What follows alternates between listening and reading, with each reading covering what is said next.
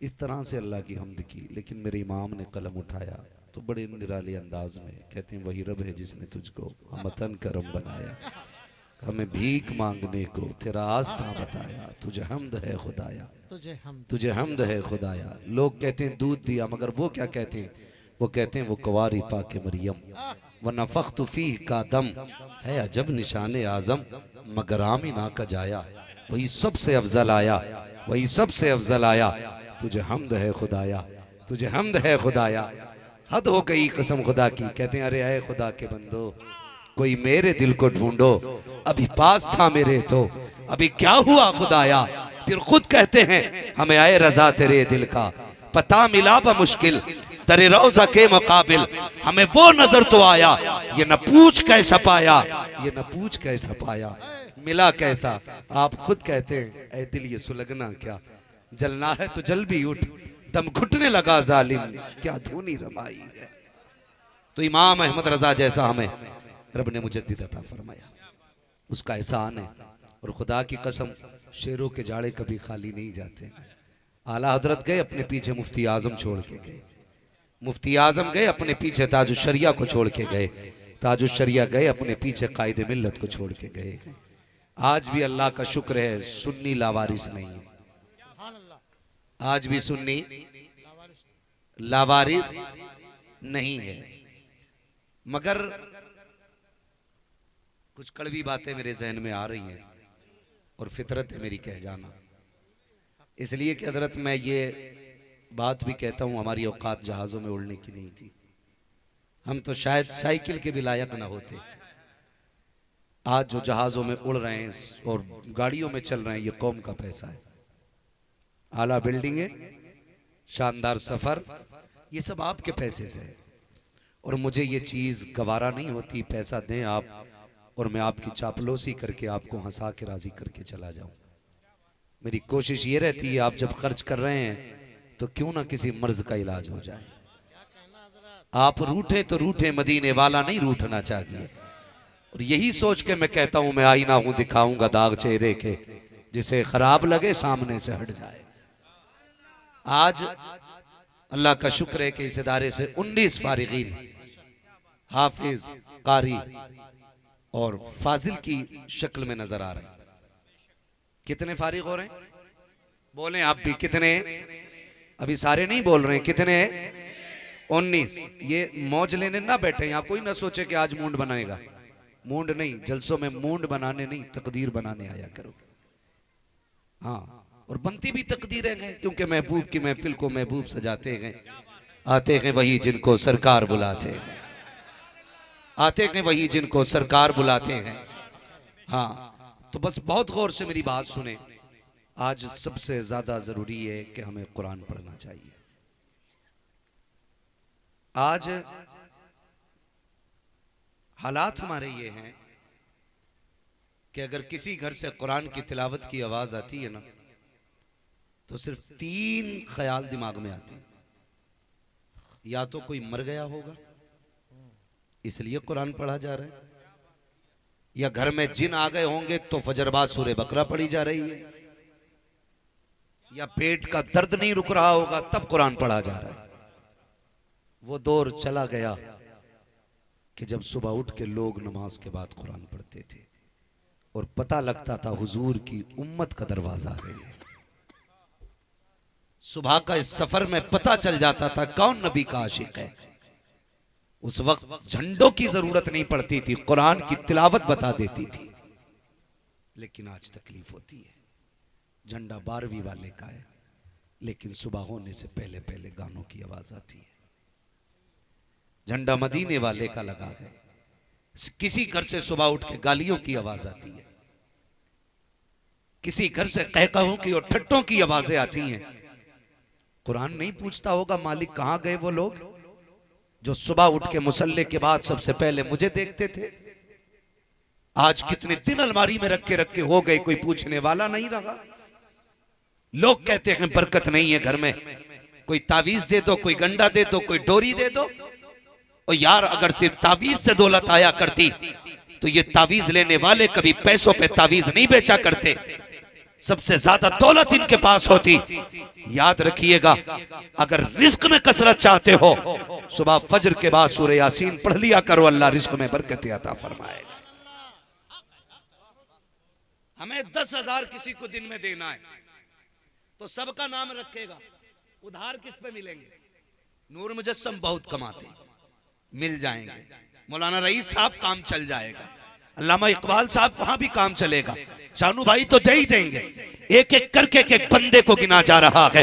मुझे बता तो सकी, तूने उनके नाम लिए जो खुद मजबूर है, मुख्तार नहीं है, तो क्यों भूल गया? महबूब ने फरमाया था, जो सुबह उठ करके सूरह यासीन पढ़ लेगा, दिन भर के काम उसके रब के जिम्मे करम में हो जाते हैं। अगर काम अटक जाता हो तो किसी दुनिया वाले के चौखट पे ना जा, कुरान के दरवाजे पे आ जा, उसे लेके बैठ जा, सारे काम तेरे कहीं हो ना हो, खुदा के दरबार से तेरे सारे काम कर दिए जाए।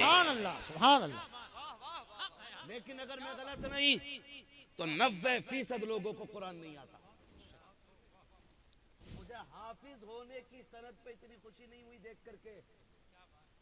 बड़ी बात है हाफिज होना भी, फाजिल होना भी बड़ी बात है, लेकिन मेरी नजर में सबसे बड़ी बात है तजवीद का कारी होना। आज मैं इस पे बात कर लूं थोड़ी सी हजरत, माजरत के साथ। नहव, सर्फ, मंतिक, फलसफा, ये जितने उलूम फनून है, ये सिर्फ कुरान के लिए पढ़े जाते, इसलिए पढ़ा जाता है इन सारे फनों को ताकि कुरान आ जाए। लेकिन आज अलमिया ये है कि हमारी कौम को क्रिकेटर के 11 खिलाड़ियों के नाम याद हो गए, लेकिन कुरान की 11 सूरतें सही से याद नहीं। 11 सूरतें हमें याद नहीं है। और अगर कोई पढ़ना भी जानता है, कभी चनों में चले जाओ ना, अल्लाह माफ करे, तो ऐसे री री चलती है कि गैरत आती है।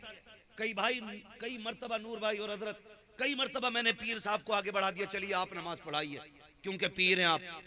ये हालत था कि ऐसा लग रहा था कहीं बेहोश ना हो जाए। कौम का ठेका लिए बैठे हैं, सूरे फातिहा तक की तमीज नहीं है, और हमने ऐसे लोगों को कौम की लगाम थमा दी। सोचना चाहिए, पीर वो बनेगा जो शरीयत भी जानता होगा और कुरान की किरात भी जानता होगा। अगर आज भी गारंटी के साथ ऐलान कर दिया जाए, निकलो सारे पीर, 90% के पीछे नमाज नहीं होगी। ये अलमिया है, और तजवीद को पसे पुष्ट डाल दिया गया, रस्मन पढ़ाई जाती है, पढ़ी जाती है। मैं उन इदारों को सलाम करता हूं जिन इदारों में इस फन का एहतमाम किया जाता है, क्योंकि फरमाया गया वरत्तिलिल कुरान तरतीला, कुरान को तरतील के साथ पढ़ो, यह हुक्म दिया गया। और याद रखिएगा, ये कुरान पढ़ने का तरीका 100-200 साल से राइज नहीं है। तजवीद के साथ कुरान का पढ़ना ये 400-500 साल से नहीं, बल्कि अबू बकर सिद्दीक ने हुजूर से सुना, जैसा सुना वैसे ही आगे नकल कर दिया गया।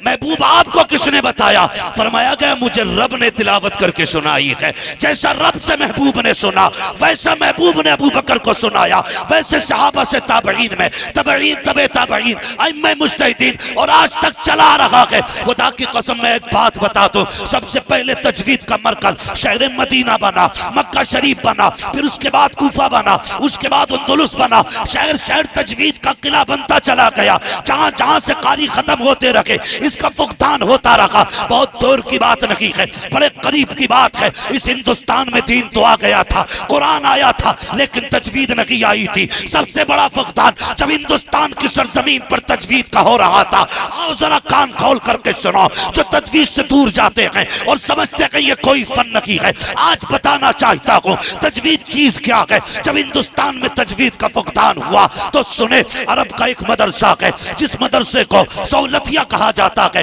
उसी मदरसे के शानदार कारी अब्दुल्ला हैं। उनके एक भाई कारी अब्दुल रहमान मक्की हैं। कारी अब्दुल्ला के ख्वाब में मदीने वाले मुस्तफा आए और आकर के कहा था, अब्दुल्ला अपने भाई अब्दुल रहमान मक्की को हिंदुस्तान भेजो, वो जाकर के वहां तजवीद की खिदमत करें। गोया पता चला जैसे दीन के लिए गरीब नवाज का इंतखाब हुआ था, वैसे ही तजवीद के लिए अब्दुल रहमान मक्की का इंतखाब हुआ था। खुद नहीं आया ये फन, मदीने वाले ने भेजा।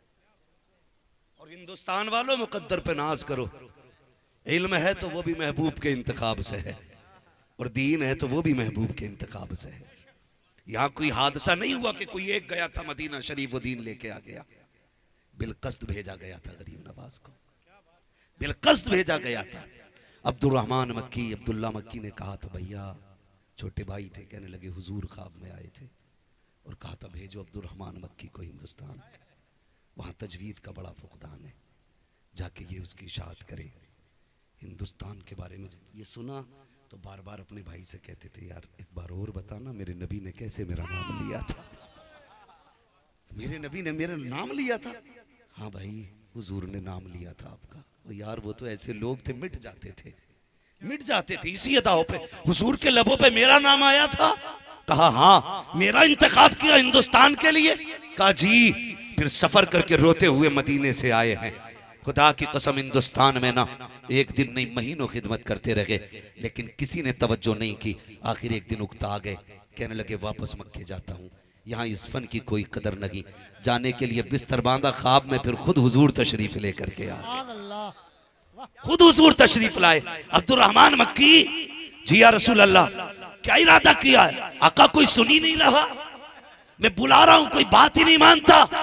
फरमाया ये जल्दी ना कर यार, तुझसे बड़ा काम लेना, जल्दी ना कर, तुझसे बड़ा काम लेना है। फिर अब्दुल रहमान मक्की ने सोच लिया था, या रसूल अल्लाह अब जान भी जाएगी तो हिंदुस्तान नहीं छोड़ा जाएगा, एहसान मानो मदीने वाले का, उन्होंने इस फन को भेजा। आज तकलीफ होती है, बड़े बड़ों को तजवीद नहीं आती है, कुरान पढ़ने का सलीका नहीं है, लोग कहते हैं बरकत नहीं आती है। हमने बड़े वजीफे किए हैं, बड़ा कुरान पढ़ा है, बरकत नहीं हो रही है। खुदा की कसम कमी कुरान में नहीं है, कमी तेरी जबान में है। अगर आज भी जबान फरीद वाली हो जाए, आज भी बरकत कुरान वाली नजर आ जाए। हाँ, हमारे सारे बुजुर्ग कारी थे, सारे बुजुर्ग कारी थे। और याद रखिएगा तजवीद का पढ़ना फर्ज है, मंतिक और फलसफे का पढ़ना फर्ज नहीं है, तजवीद का पढ़ना फर्ज है। आज इसी का फुकदान है, पीर साहब आ गए पता ही नहीं चल रहा। एक तो ऐसा खत्म शरीफ पढ़ लिया था, अल्लाह माफ करे, कहीं क्या है कहीं चिपका रिया था। अंधभक्त उधर ही नहीं, इधर भी बहुत है। जैसा मान लिया, अगर कह दिया तेरे पीर को कुरान नहीं आता, मियां गोली मार दे, कि कुरान आए ना आए वो मेरा पीर है। हाँ जी, कुरान आए ना आए मेरा पीर है। अल्लाह वालों की पहचान देखो, जहां वो होते हैं वहीं इल्म की मजलिसें सजा करती हैं। कोई मज़ार आप देख लो, या तो खानका के पास मस्जिद होगी या मदरसा होगा। ये बुजुर्गों के काम है, ये काम किए हमारे बुजुर्गों ने। आज अल्लाह माफ करे, कह रहा लल्ली को मैंने, मेरी लौंडिया ने 3 बार कुरान पढ़ लिया, और 3 बार में भी हजरत एक झटके में तो अल्हम्द से बाहर निकलती नहीं, पढ़ता ही नहीं चलता, भिन भिन हो रही। ये हालात है हमारी कौम के यार। जिसे कुरान नहीं आता उसे क्या आता होगा? हमें क्या लेना तेरे जरा भैया जरीबू से? हमें तेरी गर्दान से मतलब क्या है? हमें वैसा कुरान पढ़ के सुना जैसे नबी का अबू बकर पढ़ता था, हमें वैसे कुरान पढ़ के सुना जैसे मुस्तफा पढ़ते थे यार। सुनाना खुदा की कसम खा के कहता हूं, आज भी अगर कुरान तजवीद की रियायत से अच्छे लोग अच्छी आवाज में पढ़ दें तो आज भी कुरान की तिलावत में तासीर है। चलती हवाएं थम जाएंगी, उड़ते परिंदे ठहर जाएंगे। चैलेंज के साथ कहता हूं, आज भी अच्छा कारी समंदर के किनारे अगर कुरान पढ़ने लग जाए, मछलियां तैरना छोड़ के किनारे पे तिलावत सुनने आ जाए। मगर अलविया ये है कि अब कुरान सिर्फ मैयतों के लिए रह गया, अब सिर्फ डोरियों के लिए रह गया, अब सिर्फ तावीज़ों के लिए रह गया। नहीं यार, मैं तो कहता हूं कुरान पढ़ा करो। अगर पढ़ना नहीं भी आता है ना तो कुरान देखा करो। जो कई महीनों से अलमारी में रखा है ना, गर्द चढ़ गई है, उठा कभी दामन से उसे रगड़, खोल और फिर चूम उसे। कुरान वो किताब है जिसे छूना भी इबादत है। जिसे देखना भी इबादत है, जिसे चूमना भी इबादत है, जिसे छूना भी इबादत है, जिसे पढ़ना भी इबादत है। लेकिन दूर हो गए हम, कह रहे बरकत नहीं आती। एक दौर ऐसा था हमारे घरों में, फजर बाद हमारी माएँ कुरान लेके बैठती थी, ये मुसल्ले पे आती थी, परिंदे दीवार पे आते थे। यहाँ तक बुजुर्गों ने बताया जब तक कुरान पढ़ती थी परिंदे शोर नहीं करते थे, जब तिलावत मुकम्मल होती थी परिंदे चहचहाते थे। और रब का शुक्र अदा करके कहती थी, मालिक शुक्र है तूने सुबह मेहमान भेज दिए हैं। अपना खाना बाद में खाती थी, मुट्ठी भर के दाने परिंदों को पहले डाले जाते थे, वो पेट भर के जाते थे। फजर बाद कहते थे, मालिक इसके रिस्क में बरकतें देना, इसकी नस्ल में बरकतें देना। वो दौर था जब बीघे भर में 50 किलो गेहूं होते थे, परिवार पल जाता था। आज एक आदमी की इनकम 50,000 होती है, फिर भी आंसू थम नहीं रखे हैं। पता चला कसरत से औलाद नहीं पलती, बरकत से पला करती है। और बरकत तब आती है जब भूखों को खिलाया जाता है। अल्लाह से भूखों को खिलाया जाता है। आज दस्तरखान भी छोटे हो गए, दिल भी छोटे हो गए। पढ़ा करो यार कुरान, पढ़ा करो कुरान, दीन सीखो हुजूर का, दुनिया को पता चलेगा। खुदा की कसम आज हमारे हालात आप देख ले, नहीं आता कुरान में, नहीं आता। आज कोई बंदा मरने लग जाए ना तो बेटा दौड़ता है इमाम साहब के पास, जल्दी चलो क्या हुआ, कि सांस अटक गई, कहाँ के सीने में, निकलती नहीं। दुआएं मांगा करो, अल्लाह मौत की तकलीफ से निजात दे। मुश्किल घड़ी है यार, बहुत मुश्किल। कहने को आसान है मर गया, मरने वाले से पूछ कैसे मरा है। दुआएं मांगा करो अल्लाह से। और मैं तो कहता हूं इसलिए कम से कम एक बेटे को कुरान का कारी जरूर बनाओ, ताकि मौत के वक्त में ना एक मायूसी की मौत ना आए।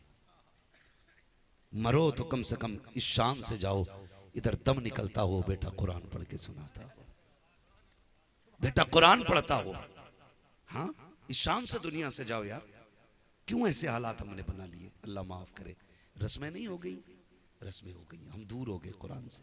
तुम्हें खुदा का वास्ता कुरान के करीब हो जाओ, आज भी वक्त है, कुरान के करीब हो जाओ। बहुत बड़ी दौलत है हमारे पास कुरान। पढ़ने की आदत डालो इसकी, पढ़ने की। होता क्या जी, आज तो कहते हैं नहीं मेरे बेटे ने कुरान पढ़ा है, लेकिन साल भर में एक बार भी खोल के कोई नहीं देखता।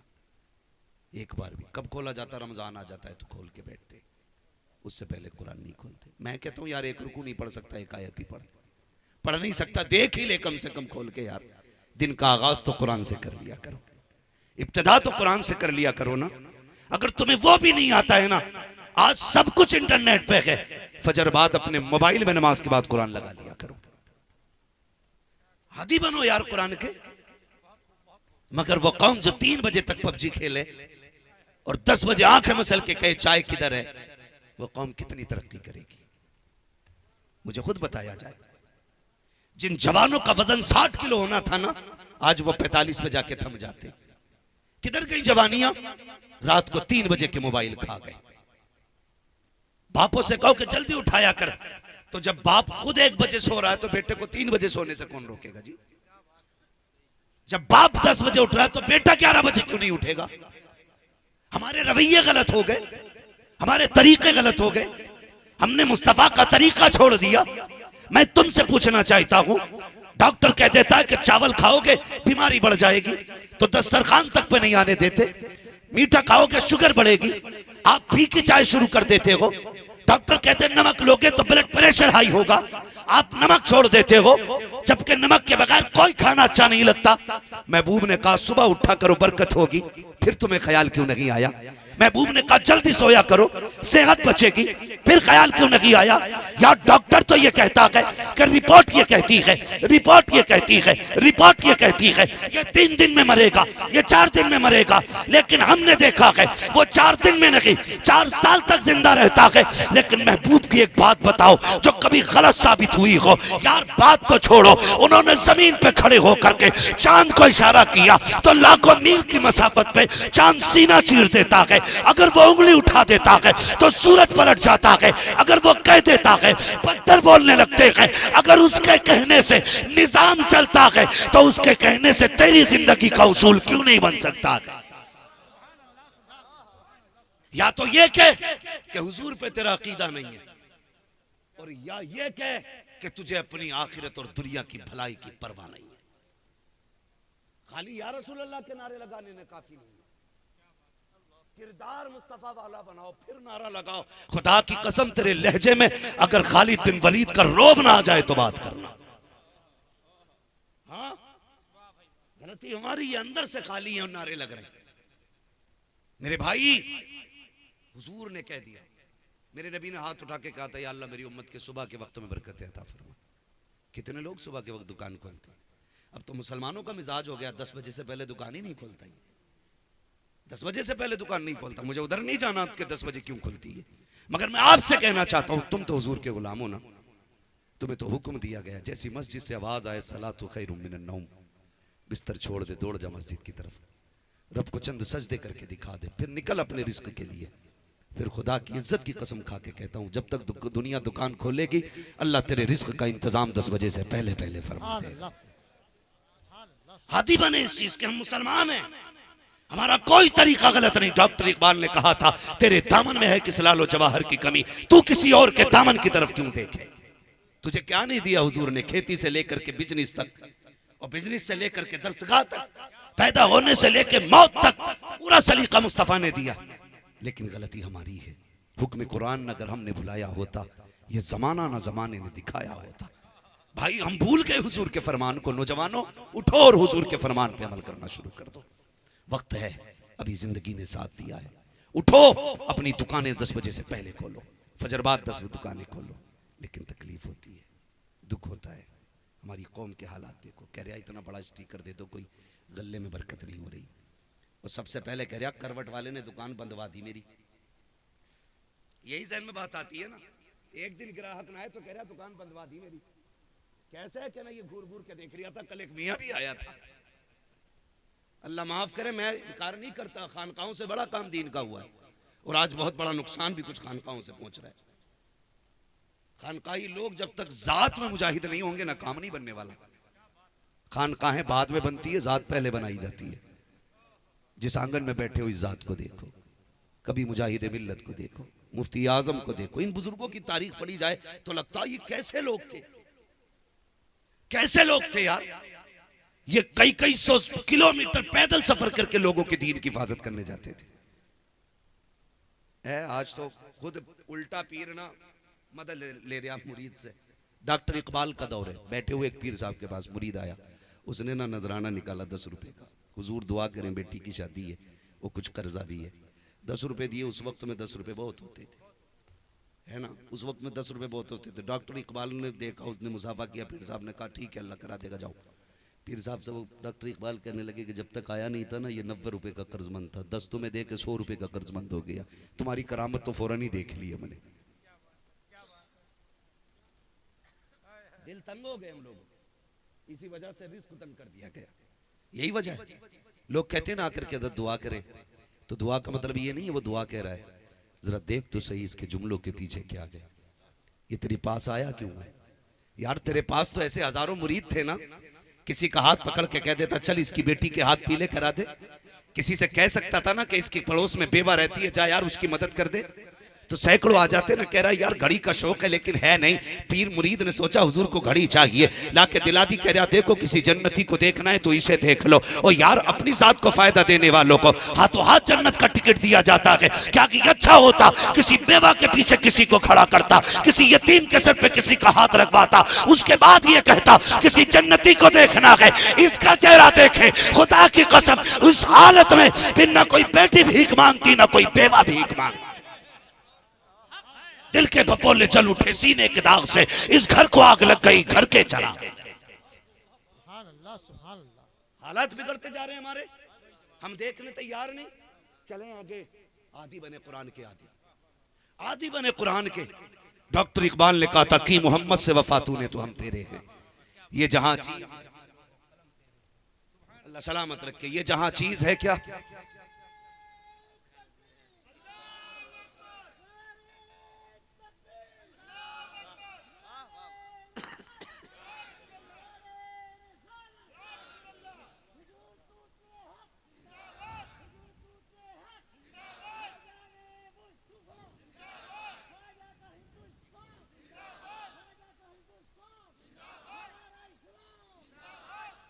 अल्लाह सलामत रखे, अल्लाह उम्र खिजरत फरमाए, साथ खैरियत के ईमान पे हम सबका खात्मा फरमाए। अल्लाह सलामत। भाई बस मेरी बात सुन ले, दिलों में गुंजाइश पैदा करें, गुंजाइश पैदा करें। हमारा मुआशरा जो है ना इस वक्त बड़ी सख्तियों का शिकार है। हम अपने आप को नहीं देख रहे, हम अपने आप को नहीं देख रहे। हम तो साहब बिल्डिंग भी इसलिए ऊंची बनाते हैं ताकि मेरे भाई से नीची ना रहे। वो कहा था किसी ने कि कितने कमजर्फ हैं ये ऊंचे मकानों वाले, हम गरीबों का तो सूरज भी छुपा लेते हैं। यार बिल्डिंगें भी ये सोच के ऊंची बनाई, काश क्या ये अच्छा होता। बुजुर्गों ने तो ये फरमाया अगर मकान में भी खिड़की लगाया करो ना, ये सोच के लगाया करो इससे अजान की आवाज आएगी। अल्लाह हवा भी देगा, उसके बदले में सवाब भी अता फरमाएगा। नीयत अच्छी करो यार, नीयत अच्छी करो। हमारी नीयत तंग हो गई, रिस्क में बरकत नहीं रही। और मैं आपसे गुजारिश करूंगा बंद करो ढोल तमाशे वालों को आगे बढ़ाना, कुरान वालों को आगे बढ़ाओ, कुरान वालों को आगे बढ़ाओ, कुरान वालों को आगे बढ़ाओ। दिल दुखता है हज़रत, तकलीफ होती है। हमारी कौम का अलमिया ये है, जहां जरूरत नहीं होती वहां भरमार रहती है पैसे की, जहां जरूरत होती है वहां मौलवी 10-10 रुपए के लिए भटकता है। और फिर कहते कमर में रूह अटक गई, सीने में अटक गई, कहता 8 दिन से अब्बा ऑक्सीजन ले रहा है, सांसें पूरी नहीं आ रही। मैं कहता हूं काश कुरान वालों की खिदमत की होती, हंसते हंसते जिंदा रहता, हंसते हंसते मौत आ जाए। दिल दुखता है मेरा। चिढ़ते भी हैं लोग, कहते हैं इसने पीरा मुरीदी की वाट लगा रखी है। मैं पीरा मुरीदी का मुखालिफ नहीं, खुदा का शुक्र है मैंने ताजु शरिया का दामन थामा है। मैंने मुर्शिदे बराक को देखा है।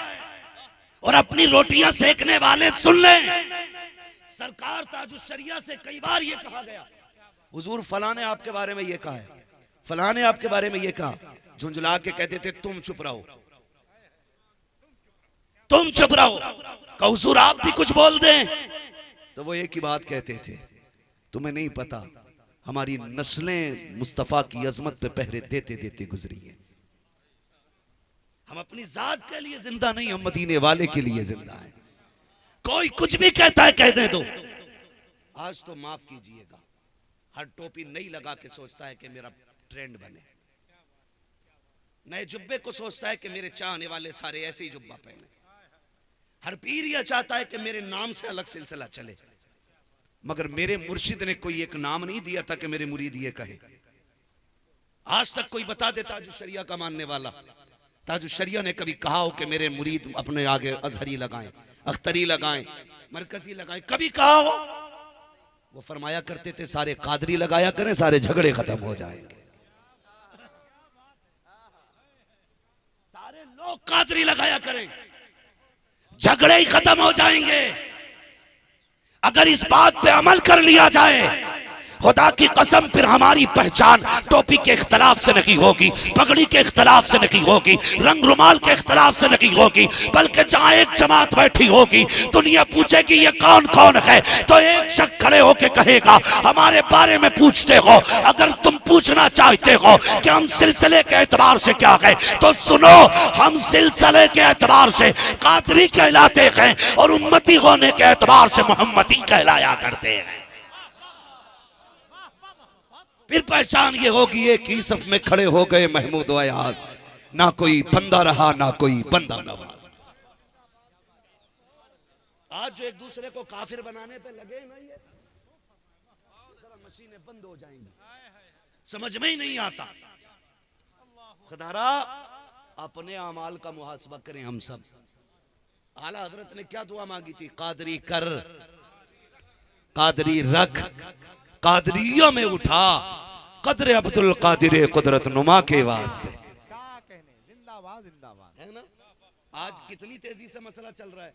बात सादात चाहते हैं कि हमें आला हजरत से बड़ा कहो, और बाज रजवी चाहते हैं कि हम सैयदों से बड़ा रजवियों को मानते।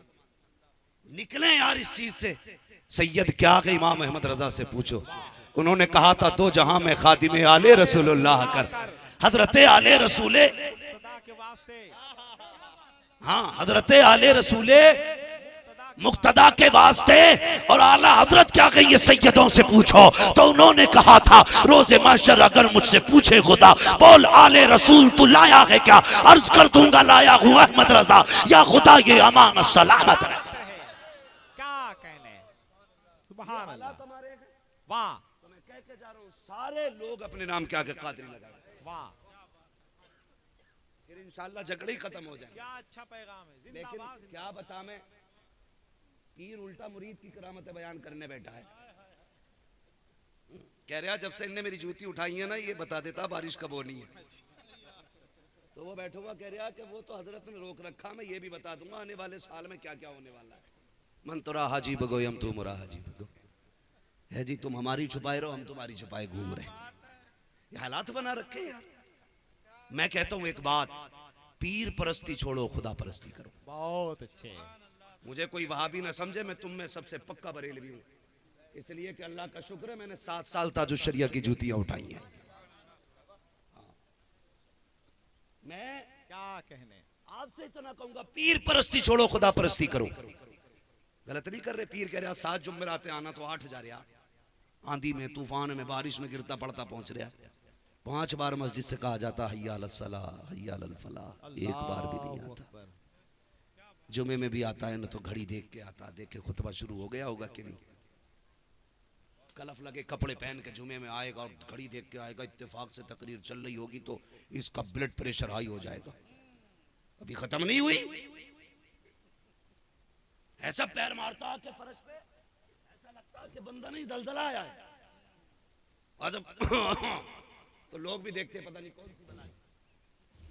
अरे प्रधान आप आइए आइए। फिर प्रधान को जगह दी जाती है, ये मस्जिद है, तेरे बाप की बैठक नहीं। बहुत अच्छे।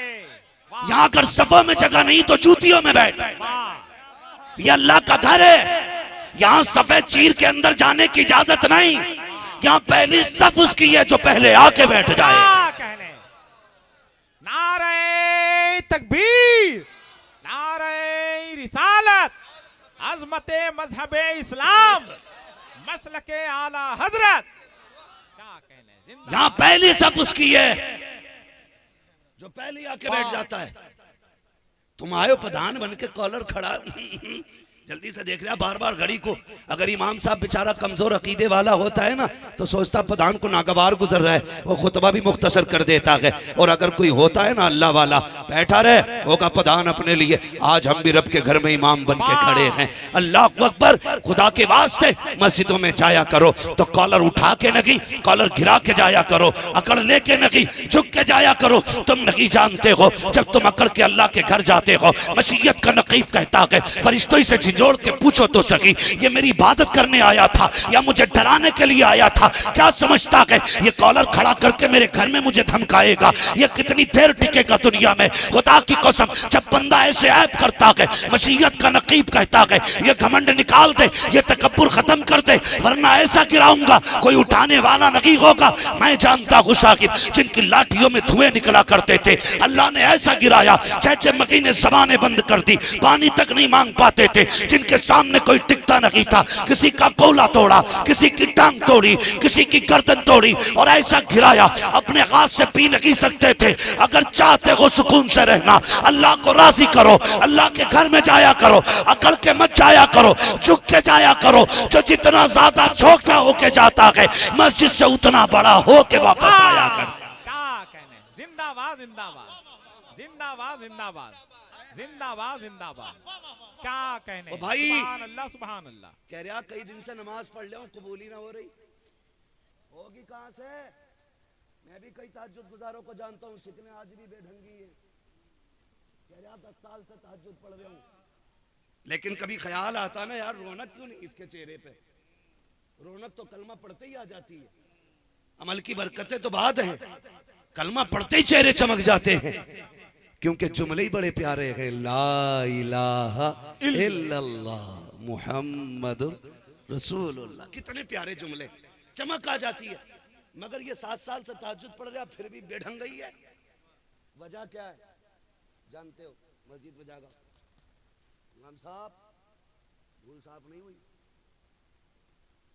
सफ में भी धूल निकल रही है, सजदे में जाएंगे तो कपड़ों पे धब्बा लगेगा। सफाई सबसे सही से किया करो। मशीयत का नकीब कहता, नादान ये तो सफ की धूल है और वो कपड़ों का दाग है, 2 घूंट पानी में साफ हो जाएगा। लेकिन ये जो दिल में मैल लेके आया है ना, ये 2 घूंट पानी से साफ नहीं होना। पहले इसे साफ कर ले, पहले इसे साफ कर ले। आज दिल काले नहीं है, कितने काले दिल हैं। रुकू में जा रहा, पड़ोस वाले के देख रहा कपड़े कैसे, कायदे में बैठ रहा तो दामन मिला रहा, पता नमाज पढ़ने आया कि मैचिंग मिलाने आया।